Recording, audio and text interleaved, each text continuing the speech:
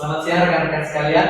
Siang. Selamat datang di pengantar mata kuliah perilaku konsumen Manajemen KI 17 di S1 Manajemen Universitas Dianapura bersama saya Pak Putu Susanto. Rekan-rekan bisa mengikuti paparan saya ini melalui file yang sudah saya bagikan di LMS. Berikut adalah kontak person saya, itu kalian juga sudah tahu. Kita akan membahas tentang apa konten dari perkuliahan kita semester ini. Kita langsung saja mulai. Yang pertama adalah deskripsi perkuliahan dan tujuan perkuliahan. Mata kuliah perilaku konsumen ini menunjukkan kepada saudara-saudara mahasiswa mengenai pemahaman tentang perilaku konsumen. Anda mungkin memahami ya, karena di semester terdahulu Anda sudah mendapatkan manajemen pemasaran. Ini merupakan kelanjutan dari manajemen pemasaran. Kita akan memahami faktor-faktor yang mempengaruhi perilaku konsumen, tipe-tipe konsumen, segmentasi pasar, juga mengenai teori-teori pengambilan keputusan konsumen. Ada nanti materi juga tentang bias konsumen, kemudian riset pemasaran untuk perilaku konsumen yang sederhana, dan bagaimana menerapkan perilaku konsumen ini dalam hal strategi pemasaran. Biasanya dalam dunia pemasaran kan kita kenal ada strategi, ada komunikasi, dan ada perilaku konsumen. Perilaku konsumen ini kita perlu pahami sehingga dalam membuat strategi pemasaran, dalam membuat komunikasi pemasaran itu nanti hasilnya lebih dekat dengan apa sebenarnya yang disukai konsumen, diinginkan konsumen, dibutuhkan oleh konsumen. Dan kita membahasnya dalam konteks humanism, bagaimana perusahaan memiliki tanggung jawab perusahaan, etika bisnis, khususnya di bidang industri jasa. Karena kampus kita seperti yang teman-teman ketahui, fokusnya adalah di bidang perhotelan dan pariwisata. Kita akan membahas siapa sih sebenarnya konsumen. Di sini Anda melihat orang apa? Belanja. Kalau dia belanja, dia konsumen nggak? Iya. Yang berikutnya di sini melihat mereka ngapain? Beli kopi. Bercengkrama. Konsumen nggak? Konsumen. Yang berikutnya keluarga ini? Quality time. Ya, quality time, kayaknya mereka nonton TV ya. Konsumen nggak? Konten pun kita konsumsi. Nanti kita akan bahas hal-hal semacam ini. Nah, di sini karena ini level perkuliahan level atas, kata-kata kunci yang saya warnai warna ungu ini, kata-kata kerja operasional dalam pembelajaran itu juga levelnya lebih tinggi. Bisa merefleksikan, mengkritisi, itu levelnya evaluasi. Merancang dan menerapkan, level implementasi. Mengimplementasikan juga sama yang mengkomunikasikan. Jadi kita pelajari dasarnya, kita habis itu lanjutkan ke penerapannya atau kepada evaluasinya. Dan yang terakhir, teman-teman juga akan melaksanakan, menganalisis, melaporkan, mempresentasikan suatu kerja kelompok dalam hal analisis empirik, kajian empirik terkait dengan perilaku konsumen. Nah, kita lihat yang warna-warna hijau itu adalah materi-materi umum yang kita akan bahas, dan konteksnya adalah yang berwarna biru. Di RPS yang sudah saya bagikan di LMS ini ada. Di sini saya cuma berikan highlight membedakan antara mana kata kerjanya, mana kata bendanya, dan mana konteksnya. Terkait dengan itu, perkuliahan ini saya bagi jadi dua. Tahap pertama kita merefleksikan teman-teman. Kita banyak berefleksi, kita melihat diri kita sebagai seorang konsumen. Apa itu perilaku konsumen, teorinya, prinsip dasarnya, faktor-faktor internal dan eksternal yang mempengaruhinya. Khusus tentang motivasi kita bahas juga. Yang penting itu nanti adalah proses dan model pengambilan keputusan konsumen. Dan kita akan bicara tentang apakah konsumen itu rasional. Bagaimana keberagaman konsumen, seperti Undira itu salah satu karakter dari Undira adalah keberagaman, dan ada bias dari konsumen. Apa itu bias? Nanti kita bahas. Di tahapan berikutnya kita bicara tentang konsumen dan yang lebih luas.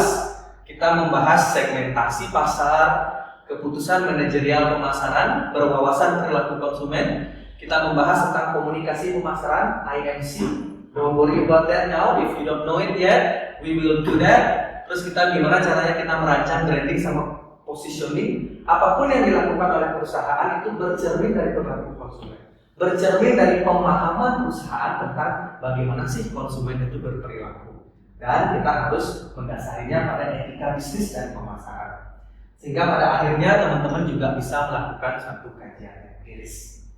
Itu mungkin di awal, ini referensinya di RPS ada, ini nanti silakan dipelajari. Di LMS saya menyediakan beberapa dari itu, terutama ada yang saya tulis dengan beberapa rekan-rekan dalam bentuk book chapter, nanti silakan dipakai. Pengalaman belajar kita di kelas tentunya ada ceramah dan diskusi. Terus nanti ada online to offline atau offline to online. Kita menggabungkan antara keduanya. Kita pakai quiz, ada Slido, ada Kahoot. Kita akan menggunakan banyak diskusi dan refleksi online dengan Padlet. Nanti saya akan perkenalkan Padlet itu seperti apa. Ada quiz-quiz dan tugas individu secara online melalui LMS. Saya juga minta teman-teman membiasakan diri bekerja dengan Google Docs. Karena kalau kita bekerja kelompok dengan Google Docs dan kalian sign in dengan akun Undira kalian, di sana saya bisa mengawasi siapa saja yang kerja. Misalnya dalam satu kelompok ada Leti, ada Cakra, ada Gili. Terus lagi aja semua yang kerja. Kenapa saya tahu kalau Google Docs itu ketahuan siapa aja yang ketik apa, itu ketahuan. Nanti biasakan juga dengan assign readings. Saya juga memiliki YouTube channel di mana saya ada video-video pembelajaran. Saya sudah membuat case study dan di kelas ini ada project. Nanti kita akan kerjakan secara bertahap, ada 4 project. Yang pertama berbasis kasus, yang ini nyambungnya ke sini. Kemudian kita akan menggunakan real life project. Teman-teman akan dibagi kelompok. Kalian akan mencari usaha yang nyata atau usaha UMKM gitu. Lalu kita akan coba bagaimana penerapan perilaku konsumen di sana. Dan yang terakhir adalah studi empiris. Jadi kita akan meneliti tentang perilaku konsumen generasi kalian mungkin, atau mungkin 1 atau 2 generasi yang pasti di era digital. Laporan dan artikel ilmiah dan teman-teman juga di kelas ini presentasi. Jadi pengalaman belajar ada yang di kelas, di luar kelas, ada yang individu, ada yang kelompok, ada yang gabungan antara online dan offline. Dan nanti juga pastikan teman-teman bisa mengakses LMS, mengakses Google Docs. Kita bisa bekerja bersama-sama karena sistemnya dalam setiap kali kita buat tugas-tugas, terutama tugas-tugas besar, adalah kalian kumpulkan draft, saya berikan input atau feedback, lalu kalian kumpulkan final versionnya setelah mendapatkan input dari dosen. Biasanya sih yang ditanya sama mahasiswa dari setiap kelas itu bagaimana nilainya. Nilai partisipasi 10%, interaksi dan refleksi mingguan itu 20%, semester project kalian kami nilai 20%, UTS dan UAS masing-masing 20%. Komponennya untuk partisipasi itu presensi dan kehadiran, keaktifan kalian baik di kelas maupun di online. Kemudian ada tugas-tugas kecil, itu posting, refleksi, itu masuknya ke tugas mingguan. Kita punya LMS, kita kerjakan nanti semua di sana. Kemudian semester project itu yang 4 tadi yang saya sudah sampaikan. UTS dan UAS merupakan analisis, sintesis, dan refleksi, terutama dari bagian tugas-tugas ini. Jadi UTS sama UAS tidak akan jauh-jauh dari sini. Nanti teman-teman kerjakan prosesnya lalu presentasikan. Di UTS kalian akan ada mengumpulkan file laporan tertulisnya satu. Di UAS ada juga laporan tertulisnya terutama untuk kajian dari sini. Sementara begitu, apakah ada yang ditanyain tentang pelaksanaan perkuliahan kita? Cukup jelas. Terima kasih. Jadi sedemikian yang saya dapat sampaikan untuk sesi penjelasan ini. Terima kasih. Selamat siang rekan-rekan mahasiswa. Ya. Kembali kita bertemu. Kali ini adalah pemaparan materi singkat mengenai motivation in consumer behavior. Kita belajar tentang motivasi. Hal ini menyambung perkuliahan kita yang sebelumnya dengan sub CPMK yang kedua.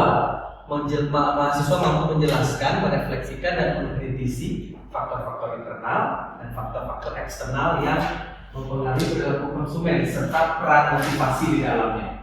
Karena motivasi itu penting sekali, dia ada satu slide sendiri yang saya siapkan. Mungkin yang lalu kita sudah melihat ini ya, model pengambilan keputusan konsumen. Ada faktor internal, ada faktor eksternal. Di dalam faktor internal salah satunya adalah motivasi. Kemudian ada faktor-faktor dari perusahaan sehingga terjadilah proses pengambilan keputusan konsumen. Sebelumnya, saya tanya dulu sama kalian sebelum kita masuk tentang motivasi. Kita survei pakai Slido ya, teman-teman masuk pakai scan yang ini. Silahkan diketik satu kata atau istilah yang menurut Anda berkaitan dengan motivasi seorang konsumen. Silahkan pakai device-nya masing-masing. Boleh jawab lebih dari satu kali sambil kita lihat hasil yang kita dapatkan dari Padlet kita. Teman-teman, di minggu sebelumnya teman-teman sudah membuat postingan di Padlet. Ya, kita bikin waktu itu, saya tanya kepada teman-teman, coba ceritakan pengalaman Anda berwisata, menceritakan kemana kalian pergi, apa motivasinya berwisata, dan bagaimana pengalamannya. Ini kita akan pakai beberapa kali dalam semester ini untuk sebagai pengantar. Ketika saya lihat jawaban-jawaban Anda, banyak juga yang menjelaskan tentang motivasi mereka. Mengapa? Alasan saya kebetulan untuk menikmati pemandangan. Ada yang ingin pergi dari rutinitas atau apa. Jadi ada banyak faktor-faktor yang memotivasi kita. Itulah yang kita akan lihat di hari ini. Jadi, terima kasih, mungkin saling lihat ya di sini hasil-hasilnya teman-teman. Terima kasih sudah partisipasi di Padlet. Untuk di Slido ada motivasi, itu ada kebutuhan, ada keinginan, pembelian, kemauan, keterjangkauan. Motivasi itu juga dikatakan sebuah dorongan. Siapa yang bilang motivasi itu dorongan? Cakra. Kenapa Cakra? Tentunya ada dorongan kita akan membeli. Mungkin ada dorongan itu datangnya dari dalam atau dari dalam diri sendiri. Silakan yang mau ditaruh nanti sambil ditambah. Saya akan mulai saja mungkin itu teman-teman yang teman-teman sampaikan tentang motivasi. Sekarang kita lihat lagi detail. Kita akan melihat motivasi itu apa, teori-teori kebutuhan dan tentang motivasi. Yang pertama, motivasi dalam bahasa Inggris ditulis the driving force. Jadi tadi ya suatu kekuatan yang mendorong, atau kalau orang pakai pistol itu memantik seseorang untuk melakukan sesuatu. Kalau sebagai konsumen berarti ngapain? Membeli dan atau mengkonsumsi produk. Yang dulu saya sudah jelaskan bahwa seseorang yang beli belum tentu yang mengkonsumsinya, dan juga sebaliknya.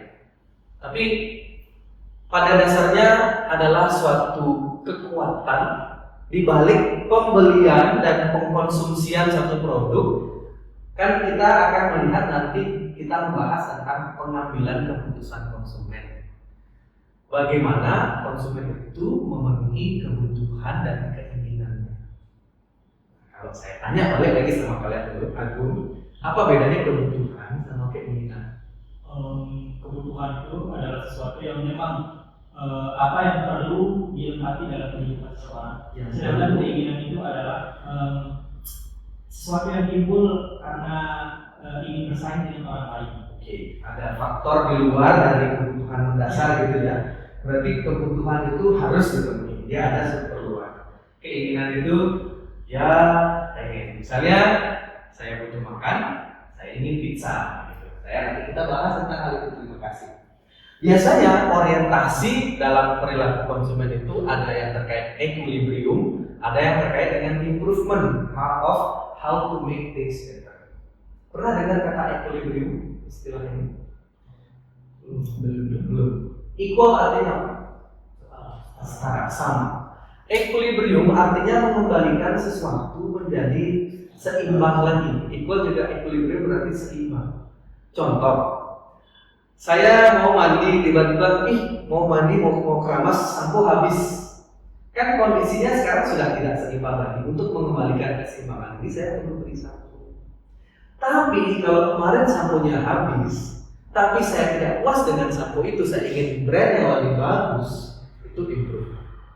Atau tiba-tiba HP jatuh, rusak HP, perlu beli HP lagi.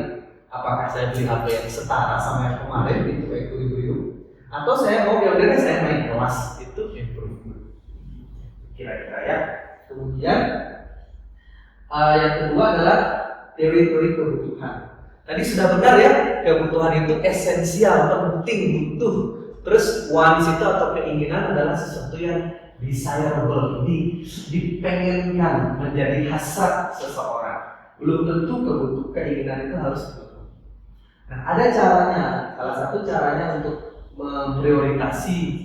memprioritaskan kebutuhan dan keinginan adalah dengan cara Moskow. Ada 4 hal.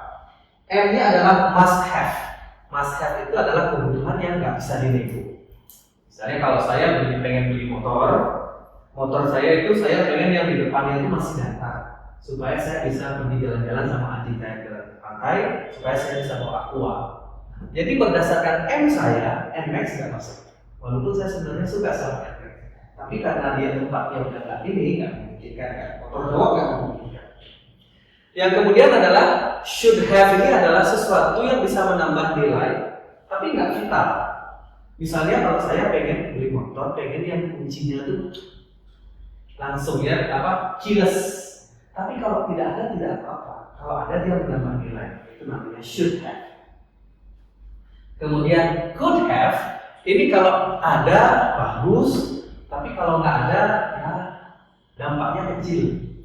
Misalnya saya pengen motor itu supaya dia tidak agak landai di belakang. Ketika orang boncengan, saya punya ibu yang sudah lebih tua gitu ya. Ada beberapa motor kan kalau boncengan itu tinggi banget tuh. Nah, itu kalau itu saya nggak ini saya nyarinya motor yang agak landai. Yang terakhir won't have. Dalam saat ini prioritas saya belum menjadi prioritas. Contohnya kalau saya saat ini motor listrik belum menjadi prioritas bagi saya. Jadi saya masih mencari motor konvensional biasa. Jadi Moskow. Coba saya ingat lagi. Moskow Yudas, M-nya apa tadi? Moskow. M. Mas? M. Cakra M-nya? Must have. Must have. Evan, S-nya apa? Should have. Aku lanjut. Kuncinya itu could have. Could have, dan balik lagi jelas. W-nya apa? Would have. Would have, ya nggak bagus. Nah, kebutuhan itu juga ada kebutuhan primer yang sifatnya instinktif ya. Kayak ini dari sononya human nature. Ada juga kebutuhan yang sekunder yang kita pelajari. Kita tahunya dari luar. Kita punya anak kecil pun dia tahu kalau dia mau lihat begini itu warnanya kuning dan merah itu artinya McDonald's. Belum dia bisa baca dia udah tahu ini karena dia belajar. Ada seseorang yang masih tahu bahwa itu McDonald's dan di McDonald's itu makanannya enak, ada happy meal. Nah, kebutuhan itu juga bisa berdasarkan culture. Seperti di Bali misalnya pada saat-saat tertentu kita perlu banyak beli buah dan sarana upacara. Nah, ada banyak sebenarnya teori kebutuhan. Dua yang saya bahas singkat saja dalam presentasi kali ini atau dalam ceramah kali ini. Yang pertama yang punya Pak Maslow, itu namanya hierarki kebutuhan. Yang kedua McClellan, 3 kebutuhan. Kalau hierarki itu artinya tingkatan, betul ya. Kalau tingkatan menurut Maslow kebutuhan itu ada level-levelnya. Yang pertama level fisiologis, itu kebutuhan fisik, makan, minum, istirahat. Bagi yang dewasa kebutuhan seksual. Safety, kebutuhan adalah supaya kita aman. Kayak misalnya kita jualan makanan, pastikan orang itu pulang-pulang nggak sakit perut, atau selama di sana dia nggak slip terus jatuh, kecelakaan. Sosial, tidak jarang orang jualan makan seperti McDonald's contohnya ya. Dia kan jualannya ini ya, dia jualan food and drink. Tapi pesan pemasarannya berdasarkan dia konsepsi dia tentang perilaku konsumen. Dia McDonald's slogannya apa? I'm loving it. Dia jual love. They're selling love, even though they're selling food, but their marketing message is love. Nggak selamanya kita harus bilang bahwa saya jual the best burger in the world. Nggak harus. Bisa juga kita di level yang berikutnya. Level yang berikutnya adalah level self-esteem. Kan gak jarang ya kita lihat teman-teman, baik perempuan maupun laki-laki, dia itu posting-posting di tempat-tempat tertentu ketika dia makan di mana, karena dia merasa bangga bisa makan di sana, makan minum di sana, menikmati dan menjadi konsumen. Yang paling tinggi namanya aktualisasi diri, 5 level self-actualization. Nah, berikutnya menurut McClellan bilang manusia itu merupakan gabungan antara 3 jenis kebutuhan. Yang pertama need for power. Orang yang punya need for power yang tinggi, dia akan ingin mengontrol lingkungannya. Kalau saya dulu kuliah di Amerika, saya ingat Kalau orang di sana iklan mobil, nggak ada iklan mobil itu satu keluarga gitu, nggak ada, sendiri aja. Dan di sana orang suka mobil gede-gede, cc-nya besar, bodinya besar, karena menunjukkan need for power. Kemudian ada yang punya need for achievement, keinginan untuk berprestasi, ingin menjadi beda dari yang lain. Orang yang punya need for achievement yang tinggi, dia cenderung suka dengan produk-produk yang agak lain dari yang lain. Sementara teman-temannya semua pakai Toyota, dia pakai Kia. Kia kan juga ada yang bagus ya, sekarang Hyundai Kia itu sudah semakin bagus. Jadi dia ingin nyeleneh sendiri, atau mungkin dia beli Mini Cooper gitu, yang sedikit berbeda. Kalau need for affiliation ini Indonesia banget. Ya iklan mobil, apalah, kita banyak menyebutkan merek dari tadi. Contohnya mobil Expander gitu, di iklannya orang tua, bapak ibu dua, kakek nenek di tengah, anak-anak dua orang di belakang. Kayak gitu. Karena kita selalu ingin berafiliasi, we want to be part of something. Nah nanti kalian juga perlu melakukan assessment diri. Menurut kalian dominannya yang mana? Nomor satunya mana? Nomor duanya mana? Nomor tiganya mana? Itu kalian bisa melakukan self assessment. Yang terakhir tentang proses motivasi. Motivasi dan pemenuhan kebutuhan itu adalah suatu proses sirkular. Misalnya sekarang saya lapar, karena lapar ada suatu ketegangan atau tension yang jadi di perut saya di sini. Itu menjadikan saya termotivasi untuk belanja. Saya pengen beli burger karena saya suka, misalnya merek Indonesia, saya carinya ke burger Bangor ya, misalnya enggak McD aja. Terus kita beli, kita cari, kita makan. Habis makan, ya, puas kan? Tapi puas selamanya kan? Tidak, nanti lapar lagi kan? Lapar lagi. Nah, karena itu motivasi. Saran saya ini tips ya, life tips dari saya, ketika teman-teman nanti dapat rezeki, jangan beli sesuatu itu sekaligus. Misalnya kalian ketiban rezeki apa? Sekarang beli HP dulu. Berapa minggu lagi nanti beli kulkas, beli upgrade TV. Karena kan bersiklus ya. Kalau kita beli sekaligus sekarang, nanti bosannya pengen belanja lagi cepet gitu loh, lebih baik bertahap. Itu life skill-nya yang kita bisa pelajari dari perilaku konsumen. Nah, hal-hal yang tidak terpenuhi itu menjadi suatu ketegangan, menjadi tension, dan menjadi motivasi buat kita. Karena kebutuhan itu belum terpenuhi, itu menjadi motivasi buat kita. Motivasi itu ada yang rasional, emosional, ada yang laten.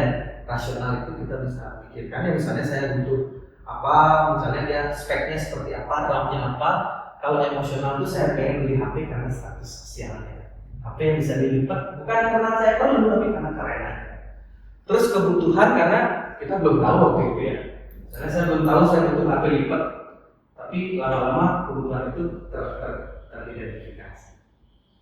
Nah motif itu juga bisa muncul dari fisiologis. Secara fisik aja kita lapar, perut kita ngasih tahu kita lapar.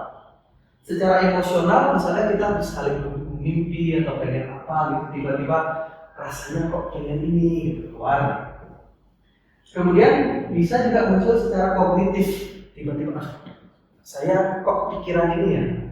Kalau merasa kepikiran, nah bedanya bedakan, hampir mirip tapi dibedakan. Kalau ini lebih cenderung kita kepikiran, itu kognitif itu berkaitan dengan otak, emotion terkait dengan hati. Dan yang terakhir bisa juga muncul secara environment. Kalau kita lewat di satu tempat tiba-tiba bawa kopi, ini kopi juga, betul kan? Nah, jadi sama kalian pasti. Nah, kalau motif itu terus dan dia bertahan, bisa menjadi tujuan bagi kita, menjadi suatu goals. Menariknya tentang goals itu ada yang sifatnya generik. Jadi umum aja, saya pengen HP, karena kan udah lama ya kita harus nyambung dulu atau apa. Goal itu generik, bisa juga produk spesifik. Sebagai perusahaan, kita pengen gimana caranya goalsnya orang itu bisa spesifik terhadap kita. Alih-alih dia bilang saya pengen HP, supaya dia bilang saya pengen iPhone. Supaya nggak lagi di sini tapi ranahnya itu di sini. Mungkin itu dulu yang saya bisa sharing kali ini. Ada yang ditanya lagi dari teman-teman? Di sini dia bilang pembeli adalah raja, harga menentukan kualitas. Mungkin kita main game satu lagi ya sambil kita ini mengetes pemahaman kalian. Mungkin saya main game ini dulu. Mohon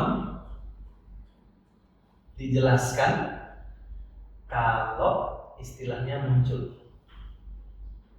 Oke, McClellan Three Needs. Ada yang ingat? Kebutuhan akan Satu.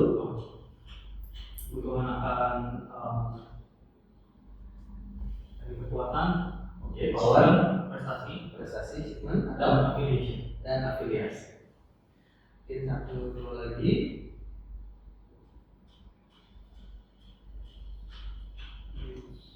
Need versus goal, kebutuhan dan goal yang menjadi tujuan.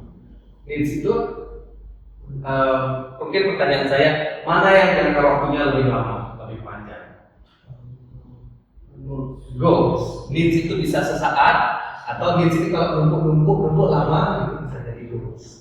Oke, satu lagi ya. Mungkin sambil melatih pemahaman kalian juga. Motivasi yang sifatnya emosional, gimana? Motivasi yang sifatnya emosional.